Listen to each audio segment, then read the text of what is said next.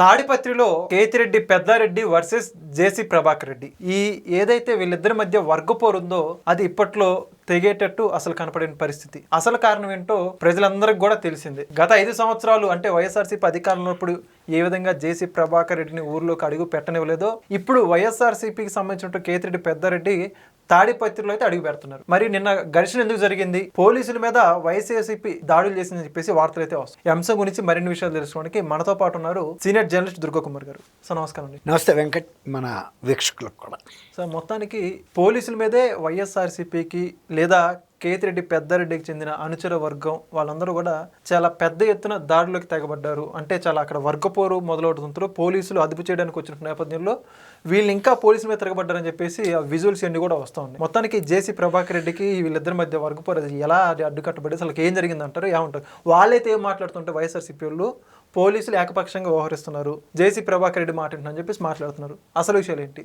అసలు విషయం అంటే ఇప్పుడు కేతిరెడ్డి పెద్దారెడ్డి గతంలో 2019-24 మధ్యలో శాసనసభ్యుడిగా ఉన్నప్పుడు తాడిపత్రిలో జేసీ ప్రభాకర్ రెడ్డి ఫ్యామిలీ మీద విపరీతమైనటువంటి దాడులు చేయటం, బూతులు తిట్టడమే కాకుండా డైరెక్ట్గా చరిత్రలో మొట్టమొదటిసారి జేసీ ప్రభాకర్ రెడ్డి గారి జేసీ ఫ్యామిలీకి చెందిన ఇళ్ల మీద దాడి చేసి అక్కడ ఫర్నిచర్ ధ్వంసం చేయడంతో పాటు ఆఫీసులోకి వెళ్ళిపోయి అక్కడ ఉన్న స్టాఫ్ను కూడా కొట్టి విధ్వంసం సృష్టించారు.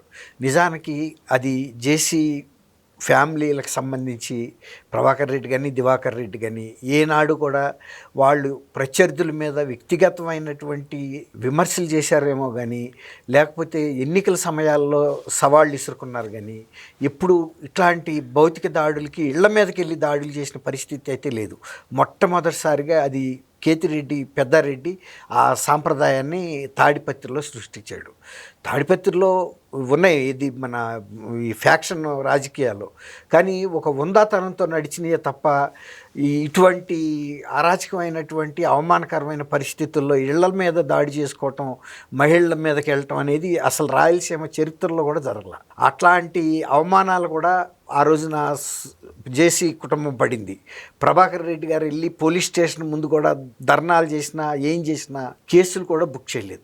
అటువంటి తర్వాత వైఎస్ఆర్సీపీ కార్యకర్తలు ఈ టీడీపీకి సంబంధించిన కార్యకర్తల మీద ఎన్ని దాడులు చేసినా కూడా జేసీ ప్రభాకర్ రెడ్డి గారు ఎంత అభ్యంతరాలు వ్యక్తం చేసినా, ఎన్ని స్థాయిల్లో పోలీస్ అధికారులను కలిసినా ఏమీ ఫలితం లేకపోవడంతో ఆయన ఒక సమయం కోసం వేచి ఉన్నాడు. ఎన్నికల్లో ఓడిపోయిన తర్వాత కూడా అసలు పెద్దారెడ్డి ఇలాంటి కేతిరెడ్డి పెద్దారెడ్డి మీద కొంతకాలం అసలు బహిష్కరణ కూడా ఉంది.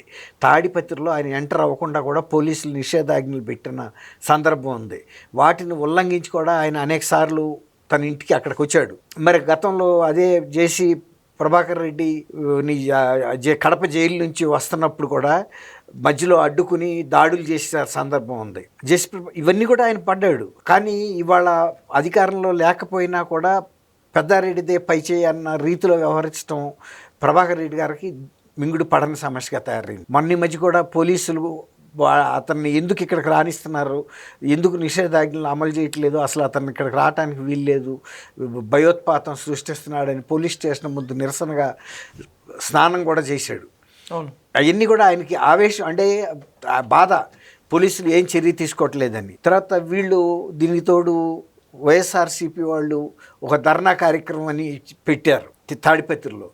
మీరు అరాచకాలు సృష్టించి వాళ్ళు వచ్చి మళ్ళీ ధర్నా చేయటం ఏంటని జేసీ ప్రభాకర్ రెడ్డి గారు తెలుగుదేశం వాళ్ళు కూడా మీరు ఇక్కడ ధర్నా చేయడానికి వీల్లేదు, శాంతి భద్రతల సమస్యని సృష్టించడానికి వీల్లేదు, అసలు మీ ఉనికే ఇక్కడ ప్రమాదకరంగా ఉంది అని చెప్పి వీళ్ళు కూడా దాన్ని ఎదుర్కోవడానికి సిద్ధమైతే పోలీసులు శతవిధాల ప్రయత్నించారు ఇద్దరిని శాంతి పక్కకు తీసుకెళ్ళాలి. కానీ కేతిరెడ్డి పెద్దారెడ్డికి సంబంధించిన అనుచరులు పోలీసుల మీద కూడా దాడి చేస్తే పోలీసులు కూడా గాయపడ్డారు.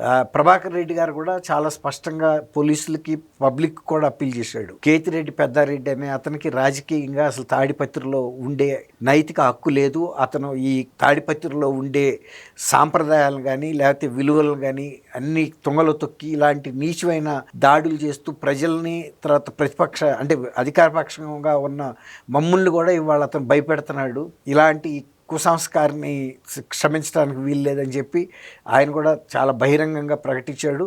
మొన్న ఈ మధ్య కేతిరెడ్డి పెద్దారెడ్డి అక్కడ వాళ్ళ ఇంటి దగ్గర ఉన్నప్పుడు కూడా వీళ్ళు కూడా బయట ఎందుకు అతను ఇక్కడికి అలౌ చేస్తున్నారని ధర్నా కూడా చేశారు. అయినా కూడా తన ఇంట్లో ధైర్యంగా ఇంట్లోనే ఉన్నాడు. తర్వాత సవాళ్ళు ఇస్తాం అనేది పరిస్థితిని ఉద్రిక్త పెంచింది అక్కడ. ఒక రకంగా ప్రభాకర్ రెడ్డి గారు కూడా ప్రభుత్వానికి అంటే కూటమి ప్రభుత్వాన్ని కూడా ఒక రకంగా నిందాపూర్వకంగా అంటే ఏంటి మేము అధికారంలో ఉన్న రోజు మేము మాదే కింద చెయ్యి అన్నట్టుంది, అధికారంలో లేకపోయినా కూడా కేతిరెడ్డి పెద్దారెడ్డి మాటే చెల్లుతూ ఉంది, ఇది ఎన్నాళ్ళు సహిస్తాం మేమని చెప్పి కూడా ఆయన బహిరంగంగా చెప్పాడు తన అసంతృప్తిని. తన మీద చర్య తీసుకునే విధంగా ప్రభుత్వం ఆదేశాలు ఇవ్వాలి, తర్వాత తెలుగుదేశం కార్యకర్తలకి రక్షణ కల్పించాలి, కేతిరెడ్డి పెద్దారెడ్డిని మళ్ళీ తాడిపత్రికి రానివ్వకుండా ఒక నిషేధ ఆదేశాలు కూడా ఇవ్వమని కూడా అడుగుతున్నాడు ఆయన. ఎందుకంటే వచ్చిన దగ్గర నుంచి అతను ఇలాంటి అరాచకమైనటువంటి దౌర్జన్యాలు చేయటం, రెచ్చగొట్టే విధంగా మాట్లాడటం, వ్యక్తిగత దోషణలకు దిగటం, మరీ ముఖ్యంగా ఆ టైంలో జరిగిన దాడి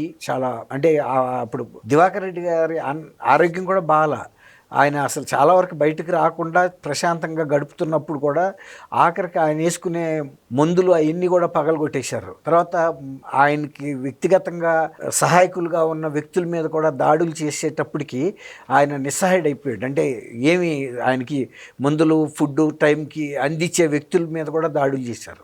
అంత ఇంటి లోపలికి దూసుకెళ్లారు. అసలు మామూలుగా ప్రభాకర్ రెడ్డి గారు క్యాంపస్లో అడుగు పెట్టాలంటే ఎవరికైనా కూడా ఇట్లాంటి అరాచక శక్తులు ఏనాడు కూడా ఇంతకాలంలో వాళ్ళు రాజకీయాలు చేస్తున్నా ఇంటి మీద కానీ ఆ గేటు వైపు కూడా ఎవడు వచ్చిన పరిస్థితి లేదు. దాంతో వాళ్ళు కార్యకర్తల్లో కూడా ఒక అవమానంగా ఫీల్ అయ్యారు.